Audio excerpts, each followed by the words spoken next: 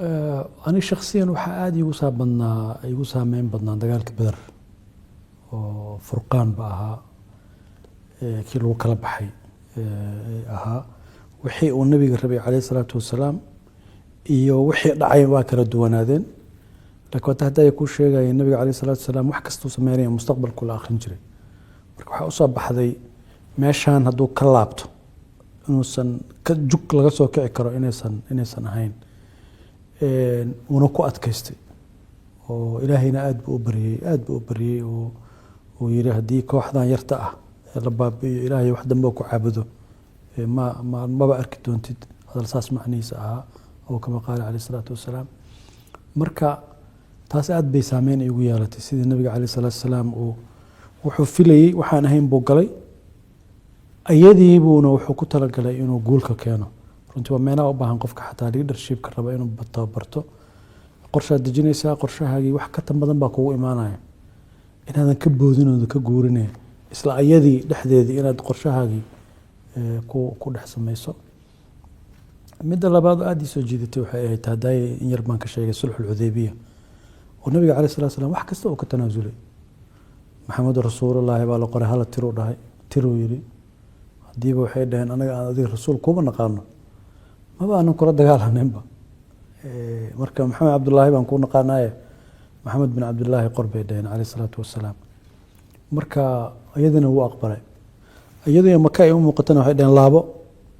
meesha ka timid baad ku laabanaysaa sanad kadib baad soo noqonaysaa oo aad cimraysanaysaa adoo weliba shuruudahaas ku cimraysanayo waxaa u soo baxday ma isleeyahay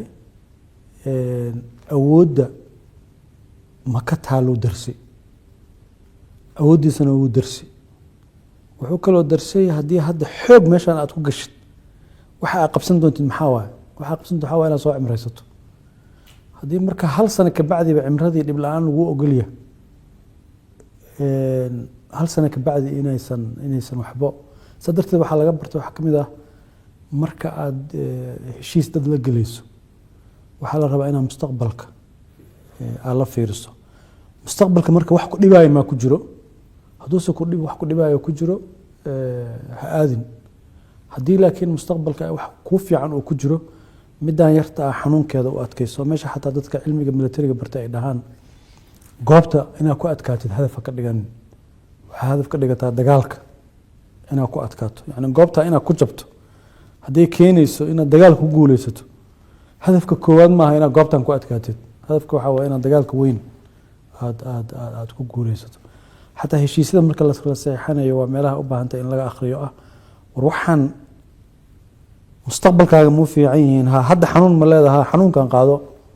laakiin waxay ka anfacaysaa mustaqbalka dheer bay ka anfacaysaa dadka qaar baa sheega taariikh ahaan u wariya Saddam Hussein iyo Ayatullahi Khomeini dagaalkii 8 sano markuu socday oo uu dhamaanayay baa waxaa loo kala qorayay xabad joojinta inay dhacayso 11 habeenimo 59 daqiiqadu markay tahay 59 second markay marayso inay xabadda u dambeysay ay dhacdo marka waxay dhahaan dadka taariikhyahanada qaar wax dee uu la sheego waaye laakiin xigmadda anaga hadda waxaan uga jeednaa Saddam Hussein wuxuu yiri marka xabadda u dambaysa ana ridayo Khomeini warqadii loo geeyay wuxuu yiri xabadda u dambaysa muxuu ridayaa hal mar aan wada ridno asna markiisa tuura ana waa tuuraya marka 11:59 second markay marayso intaysan 2000 ku istaagin qof walba ha tuuro wuxuu tuuri karo Saddam Hussein warqadii loo keenay wuxuu yiri maya shardi waxa waa asaga inuu soo tuurin aniga bas tuuraya yani waa duleyn bay ka tahay ka adkow Ayatullahi markii loo geeyay warqadda saa u akhriyo wuxuu yiri keena waa saxiixaya heshiiska ka dambeeyay maxaa dhacay markii dambe la weydiiyay wuxuu yiri heshiiskan aan saxiixayo sun aan la qaayo waa laakiin asaga u dhimanayo anigu ma dhimanayo Saddam Hussein u dhiman doono laakiin anigu ma dhiman doono laga bilaabo maanta Ciraaq hoos u socon doontaa Iran kor bay u socon doontaa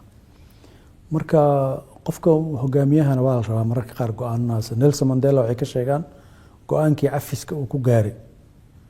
dadkiisa xataa wuu ka qariyay yani meeshu soo istaagay markaasuu dhahay qof walba cafiisu yahay qof wax loo haysta ma jirto asagoo ka baqaya hadduu kala tashan lahaa inay u diidi lahaayeen marka leadershipka mararka qaar way rabtaa inaad gaari karto go-aano dadkaaga kharaar ku ah laakiin adiga aad mustaqbalka aragtid bogga 75aad ee buugga waxaad ka cusubtay heshiisyadii nabiga uu galay nabadgelyada xiskulkiisa ahaatee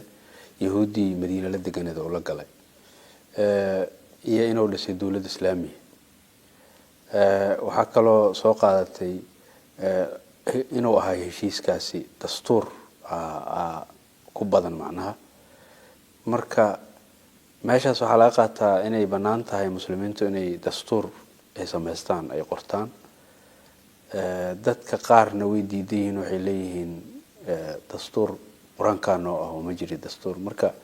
ma la dhihi karaa heshiiskaas dastuur uu ahaayo meeshaas waxaa laga qaadan karaa in muslimiintu ay dastuur qoran karaan horta haddii nabiga calayhi salaatu wasalaam madiine markuu yimid qoraal buu sameeyey oo reer madiina u kala qoray oo yahuuddii madiina deganeed u kala qoray iyo muslimiintii oo ahayd magaaladan in la wada ilaaliyo nabadgelyada la ilaaliyo qofkii soo weerara qof kale laga difaaco haddii yahuudda xataa lasoo weeraro la difaaco fatxu maka marka ay dhacayso waxay ku dhacaysay nabiga calayhi salaatu wasalaam oo carab qaarkeed xulafo la ahaa iyo reer maka oo ayagana xulafo lahaa labadii xulafo isku dhacday maka oo dhan saasay ku timid marka waxaan u jeedaa dastuurku waa qoraal un shirkada haddii la sameynayo maxaa la sameeyaa dokumentiga la kala qortaa go-aanka yaale see go-aanka loo kala qaadanaya dokumentigu see loo sameynaya hal shay waa in laga ilaaliyo wax shareecada islaamka toos uga hor imaanaya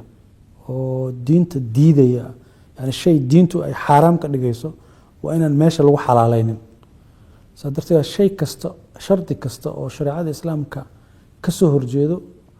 yani waa baatil waxba kama jiraan kullu shartin laysa fi kitaab illahi fahuwa baatil saa darteed waxaanu magac carabta u bixi dastuur u bixi warqad u bixi contract u bixi waxaaba dastuurka waxaa la dhahaa heshiis bulsho waa contract waa caqdi ijtimaaci marka waana camal dunyawi horta oo dadkaanu siday u kala noolaan lahaayeen madaxweynahani xukumaya awoodiisa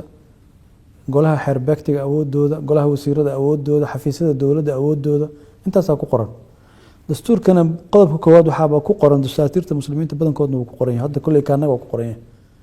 wax kasta oo shareecada islaamka ka soo horjeeda inay tahay waxba kama jiraan saasay ugu cadda haddii jumladaas marka meesha ku jirto wixii soo haray waa maamul iyo shuruuc iyo qawaaniin marka dee dadkuna inay wax ku heshiiyaan waaye oo ay isku xukumaan oo ay ku kala amar qaataan oo awooddaana xafiiskaa leh qofku ma leh ma jiraan wax aad isleedahay waa ka tagtay oo inaad ku qortay ahayd buugga ama xataa inaad wax ka bedeshay ahayd markii uu soo bax kadib hadda sidii aan ku talagalay buu ahaa oo maxaan rabay inuu buug weyn noqdona ma rabin inuu yaraadana ma rabin waayadan dadka researchka cilmi baaris sameeyey dadka si wax u akhriyaan waxay dhaheen buug 300 oo page ka badan dadku maba akhrin karaanba wax 2 maalin 3 maalin ay ku dhammayn karaan bay rabaan marka daabacaad labaad iyo daabacaad saddexaad buu yeelan doonaa laakiin runtii kuwa laftigooda waxaan filayaa wax weyn inaanan ku kordhinaynin haddii khalad ka soo baxayna la saxo haddii meelo u baahan in la yara hagaajiyo iyadoo dadka waxa ka imaanayo aan ku qaas qaadan doono laakiin waxaan isleeyahay marxalad labaad aan u gudbi karnaa oo ahayd fiqiga siirada nabiga calayhi salaatu wasalaam laakiin hadda intaan base way ku filantahay asaas way ku filantahay waxaa jira waxa la dhaho adigu yaa tahay haddaad rabto inaad adiga yaa tahay ogaato dee hebel baan ahay ma ahan aduu waxaa tahay waxa aad ahaan jirtay baa tahay haddaad muslim ahaan jirtay